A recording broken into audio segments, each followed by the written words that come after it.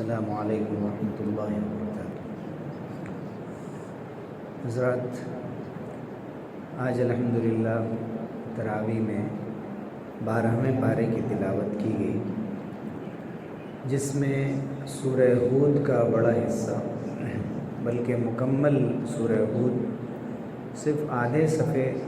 کا حصہ 11ویں پارے کے آخر میں جو کل پڑھا گیا تھا، بقیہ پوری سورہ ہود پڑھی گئی اور سورہ یوسف کا بھی ایک معتدی حصہ پڑھا گیا۔ اس 12ویں پارے کا آغاز اس مضمون سے ہوتا ہے۔ دراصل سورہ ہود کے بالکل شروع میں قرآن مجید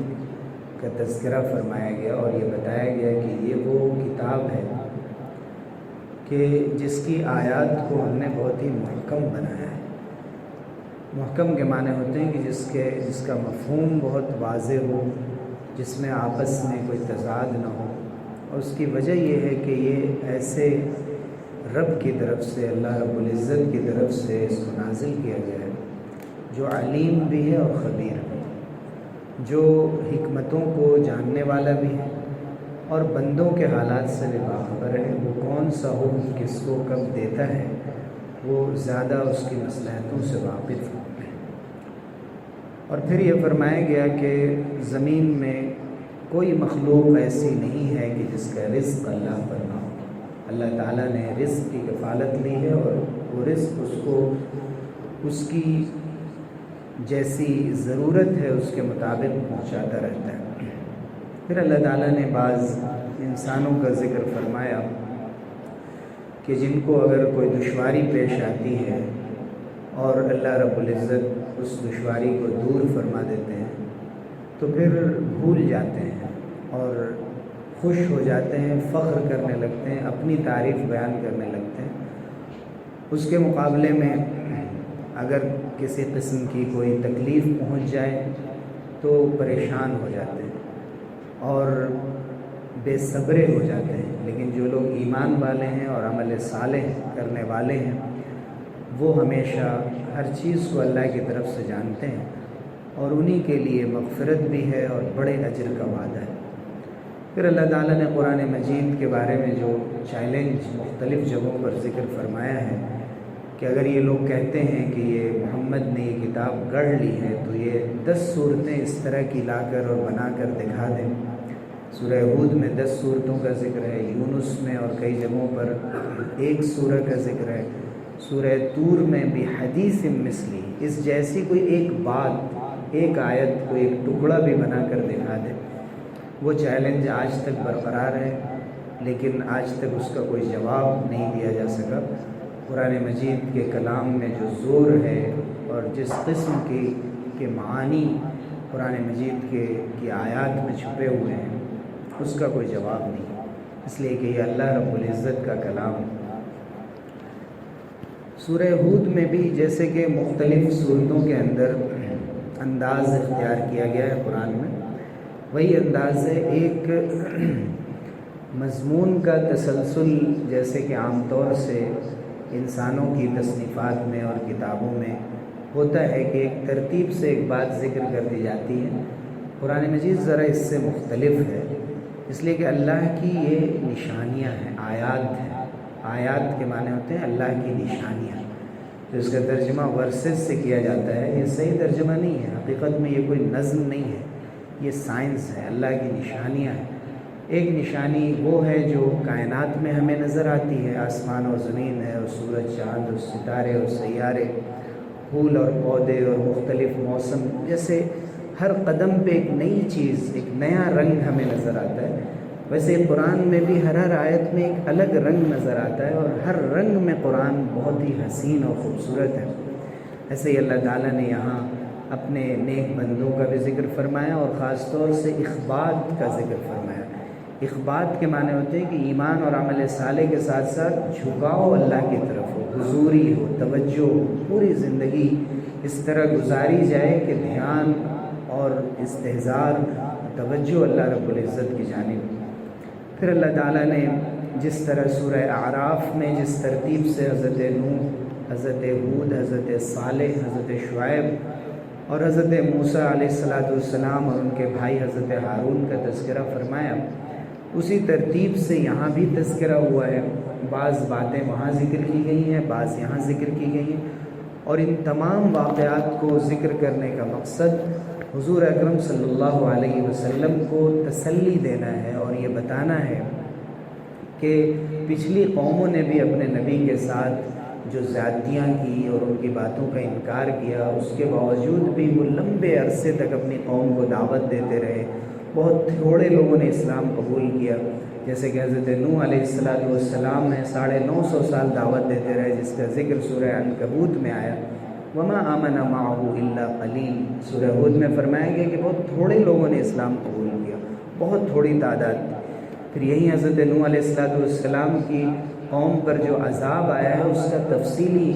نقشہ کھینچا گیا ہے کہ کیسے تنور سے پانی نکلنے لگا، جو گرم تنور جو روٹی پکانے کے لیے بنایا جاتا ہے، وہاں سے پانی ابلنے لگا، اور پھر چشمہ اس طرح سے ابلا ہے، وہ عذاب کا پانی تھا کہ پھر کوئی چیز بچانے والی نہیں تھی۔ اللہ رب العزت نے فرمایا کہ حضرت نوح علیہ السلام نے اپنے بیٹے کو جب بلایا اور یہ فرمایا کہ تم بھی کشتی میں سوار ہو جاؤ، جیسے کہ ہمارے ساتھ جو لوگ ہیں وہ کشتی میں سوار ہوئے ہیں اللہ کے حکم سے، تو تم بچ جاؤ گے، تو اس نے ظاہری سبب کی طرف ان کی توجہ مبذول کی کہ ہم تو پہاڑ پہ پناہ لے لیں، اور پہاڑ پہ پانی کہاں چڑھ پائے گا۔ حضرت نوح علیہ السلام نے فرمایا کہ لا عاصم اليوم من امر اللہ الا من رحم، کہ آج تو کوئی طاقت نہیں بچا سکتی، اللہ ہی تعالیٰ بچا سکتے ہیں، یہ پہاڑ اور بلندی نہیں بچا سکتی۔ آج بھی ہمارے لیے عبرت کا سامان ہے کہ بہت سی مرتبہ کسی علاقے میں سیلاب آتا ہے، پانی بڑھ جاتا ہے، کوئی بات ہوتی ہے، تو ہمارے تجزیے ہمیشہ سائنسی انداز سے ہوتے ہیں، اور ہمیشہ ہی ہم یہ کہتے ہیں کہ جو لوگ اونچائی پہ ہیں وہ بچ جائیں گے، لیکن ہم بھی آج دیکھتے رہتے ہیں مختلف خبروں میں کہ بہت سی مرتبہ ایسی جگہ پانی پہنچ جاتا ہے کہ انسان اس کا یقین نہیں کر پاتا اور حیران رہ جاتا ہے، تو اللہ رب العزت کی قدرت اور اس کے کرشمے ہر لمحے ظاہر ہوتے رہے۔ پھر حضرت نوح علیہ السلام نے جب اپنے بیٹے کے لیے دعا کی تو اللہ رب العزت نے فرمایا کہ یہ تمہارے خون سے ضرور ہوگا، لیکن تمہارے گھرانے کا یہ نہیں ہے، اس کے اندر ایمان نہیں ہے، تم ایسا سوال مجھ سے مت کرو۔ حضرت نوح علیہ السلام کے گھرانے میں ان کی بیوی نے بھی نافرمانی کی، ان کے بیٹے نے بھی نافرمانی کی۔ اللہ تعالیٰ نے یہ دیکھا، ایسے ہی حضرت لوط علیہ السلام کی بیوی نے بھی۔ اللہ نے دکھایا ہے کہ ایمان اللہ کی بڑی دولت ہے، وہ جہاں چاہے جس کو چاہے عطا فرماتا ہے، وہ چاہے تو نبیوں کی اولاد اور ان کی بیویوں کو محروم کر دے، اور چاہے تو فرعون کے گھرانے میں حضرت آسیہ کو پیدا فرما دے جو چھپ چھپ کر عبادت کرتے رہیں، جس کا ذکر سورہ تحریم میں کیا گیا۔ یہ اللہ تعالیٰ کی قدرت کے مظاہر ہے، لیکن ہمارا یہ کام ہے کہ ہم جو دین ہمیں ملا ہے اس پر ثابت قدمی کے ساتھ جمے رہیں، ہر چیز میں، عقیدے میں، عبادت میں، عمل میں، اخلاق میں، معاملات میں۔ کوئی ایک پہلو صرف اختیار کر کے اگر یہ سوچے کہ انسان کامیاب ہو جائے گا تو یہ راستہ نہیں بتایا گیا۔ راستہ یہ بتایا گیا ہے کہ ہمیں مکمل دین پر عمل کرنا ہے، پورے کے پورے اسلام میں داخل ہونا ہے۔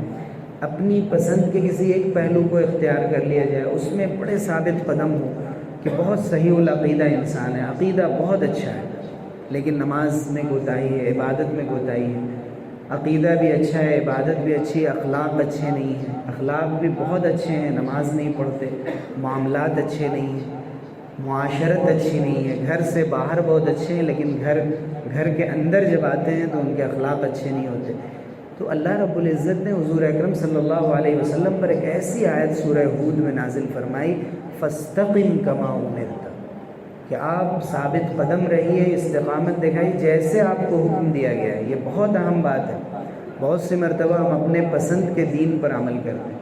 ہمیں یہ اچھا لگتا ہے، ایسا ہونا چاہیے، ہماری لاجک یہ کہتی ہے، ہماری منطقی جو ہماری ڈسکشن ہوتی ہے دین کے بارے میں بہت سستے انداز سے ہوتی ہے، بہت ہلکے انداز سے ہوتی ہے، دلائل کو پیچھے چھوڑ کر کیا جاتا ہے، نظر انداز کرنے والی بات ہوتی ہے۔ اس سے ڈرنے کی ضرورت ہے، علم دین کو حاصل کر کے پھر اس کے کسی مسئلے پر بحث کرنے کی ضرورت ہے۔ حضور اکرم صلی اللہ علیہ وسلم سے فرمائے جیسے آپ کو حکم دیا گیا ہے اور آپ کے ساتھ جو لوگ توبہ کرنے والے ہیں وہ بھی جم کر رہیں، ثابت قدمی کے ساتھ رہیں، راہ راست سے نہ ہٹیں، ولا تطغوا، اور آگے بڑھنے کی کوشش مت کرو۔ یہ اللہ رب العزت نے ایسی آیت حضور صلی اللہ علیہ وسلم پر نازل فرمائی ہے کہ حضور نے فرمایا کہ بڑی سخت آیت ہے جو میرے اوپر نازل کی گئی ہے۔ اور حضور سے جب صحابہ نے پوچھا کہ آپ کے کچھ داڑھی کے بال میں سفیدی نظر آ رہی ہے، بڑھاپا آ رہا ہے آپ، تو حضور صلی اللہ علیہ وسلم نے فرمایا شیبتنی ہود و اخواتہ، ہود اور اس جیسی جو صورتیں ہیں انہوں نے مجھے بوڑھا کر دیا۔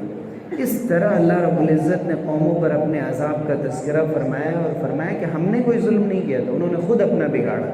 اور یہ وہ واقعات ہیں جو ہم آپ کو پڑھ کر سناتے ہیں، یہ وہ بستیاں ہیں جن میں بعض کو ہم نے ہلاک کر دیا، بعض باقی ہیں۔ اللہ کے ہاں کسی کی کوئی رشتہ داری نہیں۔ فرمایا وَمَا كَانَ رَبُّكَ لِيُهْلِكَ الْقُرَىٰ بِظُلْمٍ وَأَهْلُهَا مُصْلِحُونَ، اللہ تعالیٰ بستی والوں کو ہلاک نہیں کرتا ہے اگر وہاں کے لوگ اصلاح کرنے والے، اگر فتنہ فساد پھیلانے والے ہوں گے، موج مستیاں کرنے والے ہوں گے۔ یہ دو باتیں ہوتی تھیں جو عام طور سے عذاب کا سبب بنتی تھی، عام غفلت ہو جائے اور لوگ فتنہ و فساد پھیلائے اور کوئی روکنے والا نہ ہو۔ ہر شخص یہ سوچے کہ اگر ان سے منع کیا جائے گا تو یہ برا مانیں گے، یہ غلط سمجھیں گے۔ معاشرے میں اچھائی بھی چل رہی ہے، برائی بھی ایک ساتھ چل رہی۔ یہ بنی اسرائیل کا تذکرہ، یہ بنی اسرائیل کا رویہ تھا۔ ہمارا رویہ اہل ایمان کا یہ ہونا چاہیے کہ بھلائی کا حکم دیا جائے، جہاں غلط بات ہو رہی ہے اس کو روکنے کی کوشش کی جائے، اس کی اصلاح کی جائے۔ جو جماعتیں یہ کام کر رہی ہیں، جو تنظیمیں یہ کام کر رہی ہیں، وہ سب کے حق میں محسن ہیں، پوری امت پر احسان کر رہی ہیں۔ لوگوں کو نمازوں سے جوڑنا، لوگوں کو حق بات بتانا، برائیوں کی اصلاح کرنا، یہ اس امت کا فرض منصبی ہے۔ اگر ہم اس سے غافل ہو گئے تو اللہ رب العزت کے یہاں پکڑ ہو سکتی ہے۔ اللہ رب العزت ہم سب کو عمل کی توفیق سے نوازے، داعی بنائے، مصلح بنائے، اور صحیح دین پر جان کر اور سمجھ کر عمل کرنے کی توفیق سے نوازے۔ آمین وآخر دعوانا الحمدللہ۔